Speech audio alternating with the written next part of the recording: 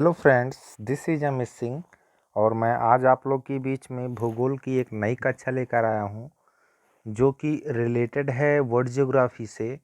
और बहुत ही important lecture होगा ये।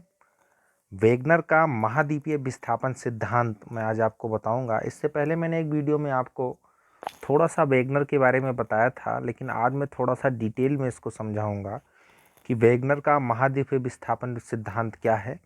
तो पहले हम थोड़ा सा जान लेते हैं वेगनर कौन थे। वेगनर जो थे फ्रेंड्स, ये एक जलवायु शास्त्री थे। क्या थे? जलवायु शास्त्री थे। तो इनके दिमाग में ये आया कि क्यों ना हम पृथ्वी के बारे में अध्ययन करें कि पृथ्वी ऐसे कैसे बनी और इसमें 7 महाद्वीप जो डिवाइड हुए हैं, 7 महाद्वीप और 5 महासागर, ये बने कैसे। तो इन्होंने क्या किया, कई देशों की यात्रा की और उस यात्रा के फलस्वरूप इनको कई साक्ष्य मिले। जैसे कि इन्होंने देखा कि जो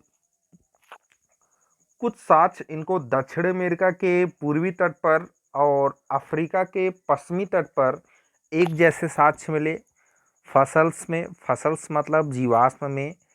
इसी तरीके से इनको अंडमान निकोबार द्वीप समूह के कुछ पर्वतीय भागों के और ऑस्ट्रेलिया के पश्चिमी भाग के ऊपर कुछ इनको साक्ष्य मिला, तथा इनको और कई तरीके के साक्ष्य मिले, जिसके आधार पर इन्होंने फ्रेंड्स बताया कि ये जैसे मान लीजिए आपका अर्थ है, इसमें 7 कंटिनेंट्स मतलब 7 महाद्वीप अलग अलग डिवाइडेड हैं। तो इन्होंने कहा कि फ्रेंड्स कि पहले बहुत समय का काफ़ी साल पहले, लाखों साल पहले, हज़ारों साल पहले ये एक ये सातों स्थलीय भाग एक हुआ करते थे। सातों स्थलीय भाग एक हुआ करते थे और इनके चारों तरफ ये जो अलग अलग पानी डिवाइड हैं 5 महासागरों के रूप में, ये इस तरीके से फिगर था। यानी ये वाला पूरा पार्ट स्थल है, ये वाला अंदर वाला पूरा पार्ट पूरा स्थल है और इसके चारों तरफ ये पानी है।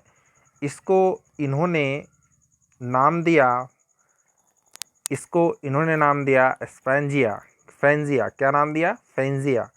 और इसको इन्होंने, जो पानी वाला भाग था, इसको इन्होंने कहा फ्रेंड पेंथालासा।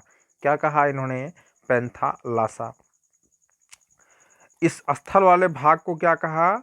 स्पेंजिया। और इसको क्या कहा इन्होंने? पेंथालासा। पेंथालासा। मेरी बात समझने का प्रयास करिएगा। मतलब इन्होंने कहा कि सातों महाद्वीप पहले क्या हुआ करते थे, एक स्थलीय भाग से जुड़े हुए थे और इसके चारों तरफ क्या था? वाटर था। उसको इन्होंने पेंथालासा नाम दिया। फिर इन्होंने शोध किया और बताया कि 3 बल ऐसे थे। एक ज्वारीय बल, टाइडियल फोर्स। दूसरा इन्होंने गुरुत्वाकर्षण बल के बारे में बताया, यानी कि आपका ग्रेविटेशनल फोर्स। और तीसरा फ्रेंड उत्प्लावन बल। इन तीनों बलों के कारण कुछ ऐसी क्रियाएं हुई जिसके कारण ये आपका जो स्पेंजिया का भाग था, ये 2 पार्ट में डिवाइड हो गया। किस पार्ट में डिवाइड हो गया? थोड़ा फिगर को मिटा दे रहा हूँ। ये जो आपका पार्ट था, स्पेंजिया का पार्ट था, ये 2 पार्ट में फ्रेंड्स क्या हो गया? डिवाइड हो गया।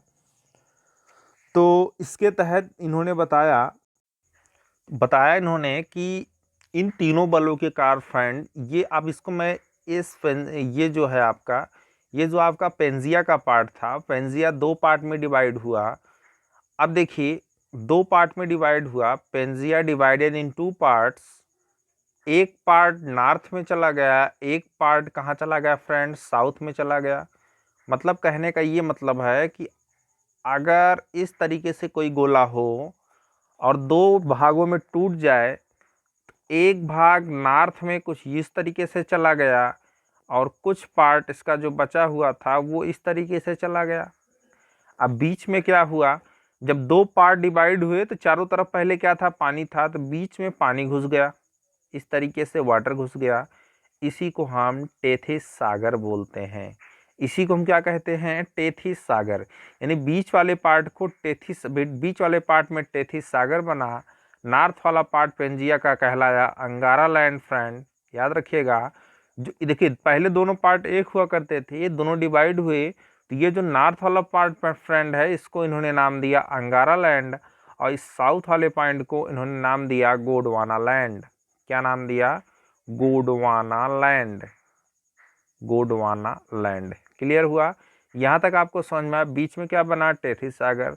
फिर वही तीनों बलों की क्रिया हुई, और फिर अब इन दोनों मतलब अंगारा लैंड और गोंडवाना लैंड के भी पार्टीशन हुआ। तो पहले हम अंगारा लैंड के बारे में बताते हैं। अंगारा लैंड कितने पार्ट में टूटा फ्रेंड? देखिए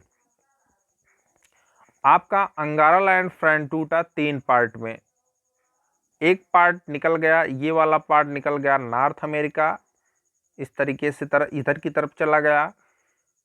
फिर और नॉर्थ अमेरिका, और एक पार्ट टूटा, क्या टूटा नहीं, ये कह सकते हैं कि एक ही में जुड़ा था। इससे 2 पार्ट बने, एक बना आपका यूरोप और इधर वाला पार्ट बना आपका एशिया महाद्वीप। यानी कि ये कह सकते हैं कि अंगारा लैंड से 3 पार्ट बने। एक तो टूट के अलग हुआ तो उसको नॉर्थ अमेरिका कहा गया, उत्तरी अमेरिका। एक यूरोप और एक क्या आपका एशिया। और अब बचता है आपका गोंडवाना लैंड फ्रेंड। तो गोंडवाना लैंड भी इन्हीं तीनों बलों की क्रिया के फलस्वरूप, ये अकॉर्डिंग टू वेगनर महोदय मैं बता रहा हूँ, ये गोंडवाना लैंड फ्रेंड आपका टूटा। इधर वाला पार्ट आपका साउथ अमेरिका बना, बीच में थोड़ा पार्ट आपका अफ्रीका महाद्वीप बना। आप अगर वर्ल्ड मैप देखोगे तो ऐसे ही कुछ बना हुआ है। इधर आपका साउथ अमेरिका है, साउथ अमेरिका के थोड़ा सा बीच में आपका जल का भाग है। साउथ अमेरिका के पश्चिम में आप देखोगे, पूर्व में देखोगे तो जल का जो भाग है, जल की विशाल राशि है, उसको हम क्या कहते हैं? साउथ अटलांटिक ओशियन कहते हैं। मतलब साउथ दक्षिणी अटलांटिक महासागर है। उसके बाद आपका अफ्रीका कॉन्टिनेंट पड़ता है। फिर अफ्रीका कॉन्टिनेंट के बाद आपका हिंद महासागर स्टार्ट हो जाता है।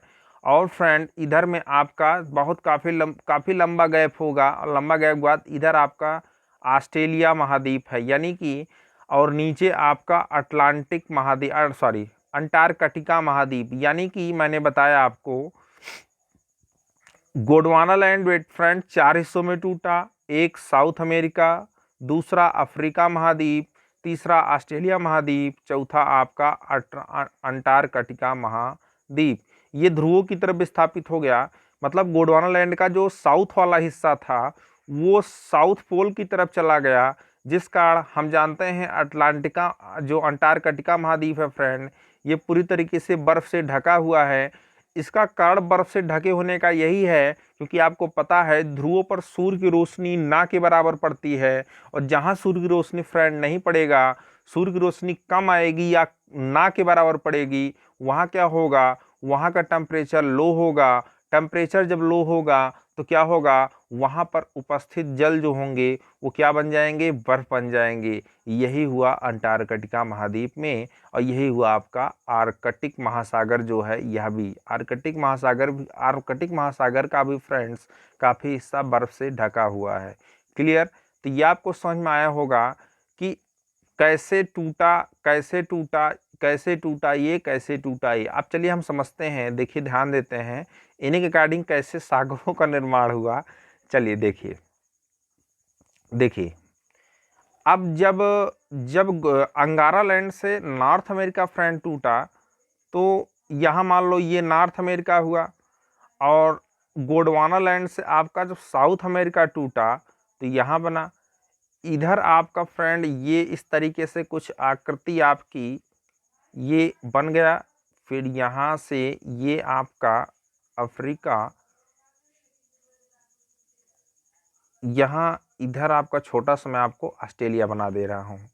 तो देखिए ये है NA, ये नॉर्थ अमेरिका, ये साउथ, ये आपका अफ्रीका, इधर किनारे आपका यूरोप, यू मतलब यूरोप, और बीच में आपका आल्प्स पर्वत है, एक पर्वत है जो डिवाइड करता है इधर एशिया को, और पूरा एशिया इधर पूरा आ जाएगा, ये एशिया हो गया, और ये आपका अफ्रीका। अब चलिए देखते हैं। देखिए फ्रेंड इसके इधर आपका ये पूरा इधर वाला जो जल का भाग है इसको हम पैसिफिक ओशियन कहते हैं, प्रशांत महासागर। और बीच में ये वाला जो जल की राशि है पूरी, इसको हम पूरा कहते हैं इसको हम कहते हैं अटलांटिक महासागर। विश्व का दूसरा सबसे बड़ा महासागर है प्रशांत महासागर के बाद। फिर ये अफ्रीका है। अफ्रीका के इधर आप देखोगे, अफ्रीका के इधर एशिया के नीचे अफ्रीका के इधर, और अफ्रीका पूरा इधर तक आ गया है। अगर आप देखोगे तो इधर भी पार्ट पड़ेगा मैप में। इसको हम बोलते हैं हिंद महासागर। तो एक दो और हिंद महासागर के फ्रंट पूर्व में भी आपका प्रशांत महासागर है, क्योंकि पूरा फ्रंट ग्लोब जो है, पूरा पृथ्वी गोल है ना, तो प्रशांत महासागर फिर शुरू हो जाएगा गोल गोलाई के हिसाब से, ठीक है। और नीचे आपका पड़ता है, इधर की तरफ पड़ता है आपका अंटार्कटिका महाद्वीप, और यहीं पर पड़ता है आपका ठीक है, आपका पड़ता है इधर आर्कटिक महासागर ऊपर, यहाँ पड़ता है अंटार्कटिका महासागर। ओके, ये आपके 5 महासागर हो गए फ्रेंड। अब मैं आपको बताना चाहूँगा इस तरीके से आपके महासागरों का निर्माण हुआ। लेकिन देखिए, आप देख रहे होंगे एक चीज़ और जानिए कि वेगनर के सिद्धांत के अनुसार तो ठीक है, इन्होंने ये सब बता दिया। और एक चीज़ ये भी जानिए फ्रेंड, आपका जो भारत का हिस्सा है, जैसे कि आपको पता होगा भारत का जो हिस्सा जो दक्षिणी हिस्सा है, मतलब मध्य प्रदेश के भाग, मतलब प्रायद्वीपीय जो भारत है, इसका जो भाग है भारत का जो प्रायद्वीपीय, मैं मैप थोड़ा बना के प्रयास करूंगा तो आपको ज़्यादा समझ में आएगा। जैसे मान लीजिए ये आपका इस तरीके से भारत आपका मान लीजिए है, ये मान लीजिए भारत है, तो ये वाला जो भारत का नीचे वाला पूरा हिस्सा है इसको हम बोलते हैं प्रायद्वीपीय भारत।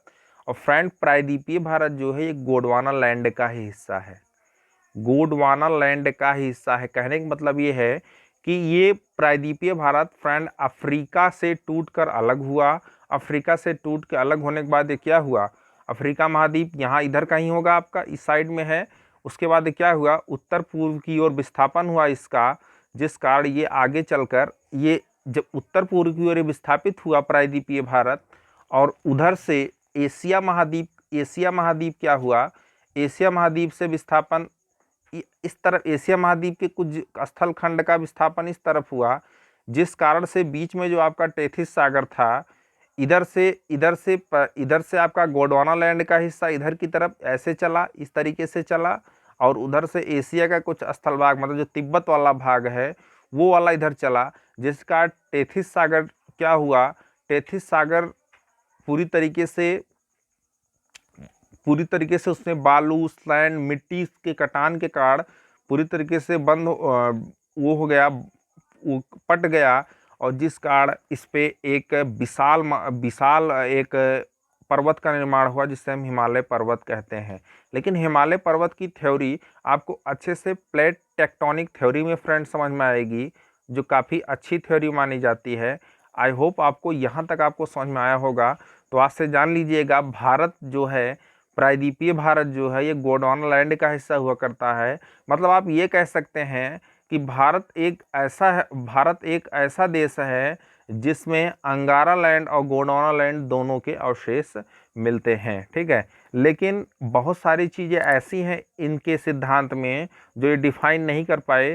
पहला कुछ सिद्धांत, जैसे कि इन्होंने देखिए, अटलांटिक महासागर का फ्रेंड विस्तार हो रहा है, जैसे जैसे समय गुजर रहा है अटलांटिक महासागर का विस्तार हो रहा है, और प्रशांत महासागर है वो धीरे धीरे सिकुड़ रहा है। इसके बारे में ये नहीं बता पाए। तो अब आपको पता है, अगर कोई सिद्धांत में कमियां होती हैं तो उसको दूर करने के लिए कोई नया सिद्धांत बनता है। तो इस सिद्धांत की कमियों को दूर करने के लिए, या ये कह सकते हैं कि ज्वालामुखी का निर्माण कैसे हुआ, या ज्वालामुखी कैसे फटते हैं, भूकंप क्यों आते हैं, इसी तरीके से पहाड़ों, फोल्डिंग माउंटेन यानी कि वलित पर्वत और ब्लैक पर्वतों का निर्माण कैसे हुआ, इन सब कमियों को दूर करने के लिए एक नए सिद्धांत की परिकल्पना की गई, जिसे हम प्लेट टेक्टोनिक थ्योरी कहते हैं। उसको हम एक दूसरे वीडियो में लेंगे। आई होप आपको आज वेगनर का सिद्धांत समझ में आया होगा। आपको वीडियो कैसा लगा, आप इसका आंसर जरूर दीजिएगा कमेंट बॉक्स में। Thank you.